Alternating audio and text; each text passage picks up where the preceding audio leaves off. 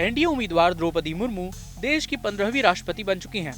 चुनाव की मतगणना में तीसरे राउंड में ही द्रौपदी मुर्मू ने विपक्ष के उम्मीदवार यशवंत सिन्हा को हरा दिया।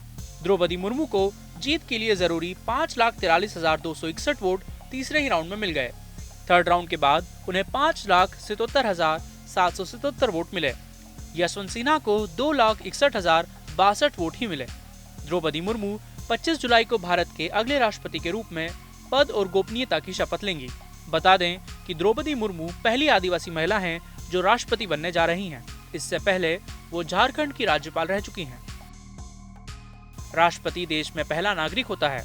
भारत का सर्वोच्च पद, इससे ऊपर कुछ नहीं। अब आपके मन में सवाल उठ रहा होगा कि राष्ट्रपति को कितनी सैलरी मिलती है, उनको क्या क्या सुविधाएं मिलती होंगी।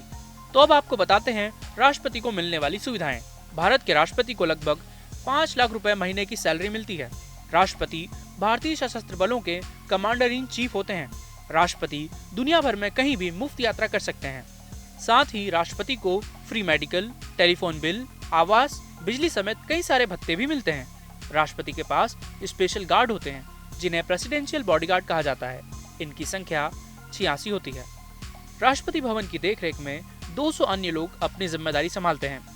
राष्ट्रपति के पास छुट्टियां बिताने के लिए 2 शानदार हॉलिडे रिट्रीट भी होते हैं। राष्ट्रपति को Mercedes Benz A600 Pullman guard गाड़ी भी मिलती है। देश की सभी जरूरी संधियां और अनुबंध राष्ट्रपति के द्वारा ही किए जाते हैं। राष्ट्रपति जब रिटायर होते हैं तो उन्हें सैलरी का आधा यानी 2.5 लाख रुपए महीना पेंशन मिलती है। इसके साथ ही एक बंगला, 2 मोबाइल फोन और लाइफ टाइम फ्री इलाज की सुविधा भी राष्ट्रपति को दी जाती है।